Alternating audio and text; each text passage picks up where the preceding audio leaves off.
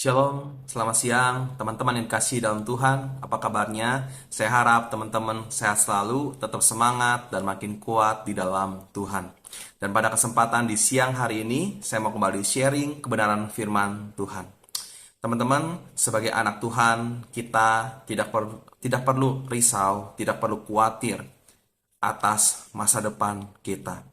Karena ada janji Tuhan bahwa masa depan kita itu cerah bagi orang-orang yang hidupnya takut akan Tuhan.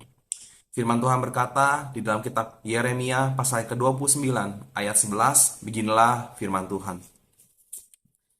Sebab aku ini mengetahui rancangan-rancangan apa yang ada padaku mengenai kamu.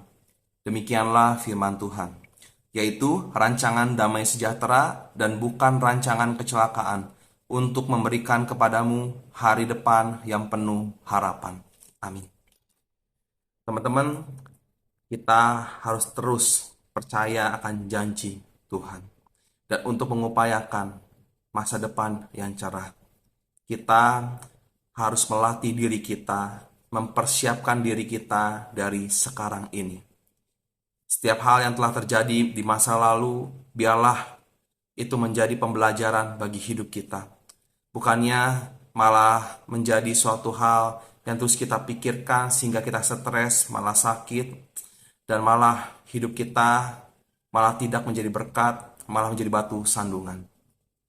Kita harus terus berfokus pada tujuan dan jangan iri hati pada orang-orang yang melakukan suatu kecurangan dalam hal kekayaan, dalam hal prestasi. Ingatlah bahwa ketika melakukan suatu hal-hal yang curang, itu adalah suatu hal yang sia-sia saja. Karena apa yang ditabur, itu yang akan dituai. Ingatlah teman-teman, bahwa janji Tuhan bagi setiap orang-orang yang hidupnya takut akan Tuhan, masa depan sungguh ada dan harapanmu tidak akan hilang. Firman Tuhan berkata di dalam kitab Amsal pasal yang ke-23 ayat 17 sampai 18, beginilah firman Tuhan.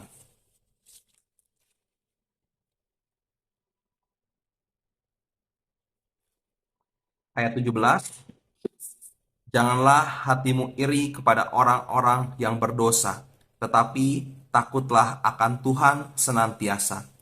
Ayat 18, karena masa depan sungguh ada dan harapanmu tidak akan hilang.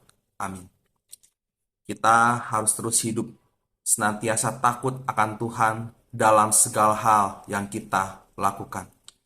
Percayalah, bagi orang-orang yang hidupnya takut akan Tuhan, ada aja jalan keluarnya. Ada aja berkat atas setiap hal yang kita kerjakan, yang kita lakukan dengan tekun, dengan prinsip, nilai-nilai kebenaran firman Tuhan.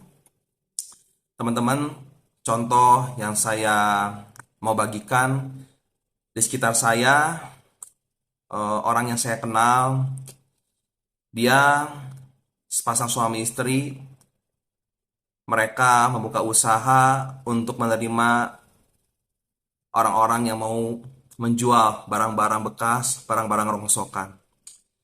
Awal mereka buka, masih sepi, beberapa hari masih sepi, namun mereka terus tekun, mereka menginfokan kepada kerabat-kerabatnya, dan ternyata barang-barang yang dijual kepada mereka itu, barangnya itu bisa laku dengan harga yang bagus, harga nilai yang tinggi. Dan lama-kelamaan mereka itu semakin penuh hari demi hari. Mereka itu dari pagi sampai sore kalau saya lewat juga, mereka tuh selalu ada aja mobil-mobil yang mengirimkan barang-barang rongsokan, karena sudah tahu bahwa nilai yang diberikan juga nilai yang bagus, nilai yang sesuai, nggak tipu-tipu. Mereka juga adalah orang-orang yang orang Kristen, orang hidupnya takut akan Tuhan, dan mereka jadi berkat dengan membeli barang-barang rongsokan yang dijual. Mereka jadi berkat, nggak tipu-tipu, dan mereka pun bisa menghidupi keluarganya. Ingat teman-teman, bahwa iman tanpa perbuatan hakikatnya ialah mati. Kita harus mengupayakan akan apa yang telah kita dapatkan dari Tuhan. Jangan kita hanya berangan-angan saja, hanya bermimpi saja tanpa tidak melakukan apa-apa. Ingatlah bahwa iman tanpa perbuatan hakikatnya ialah mati. Bawa doa, bangun hubungan doa dekat dengan Tuhan, terus hidup takut akan Tuhan, percayalah pasti ada jalan bagi setiap orang-orang yang hidupnya takut akan Tuhan. Dan saya pun mengalaminya secara pribadi. Selamat siang, Tuhan Yesus Kristus memberkati. Amin.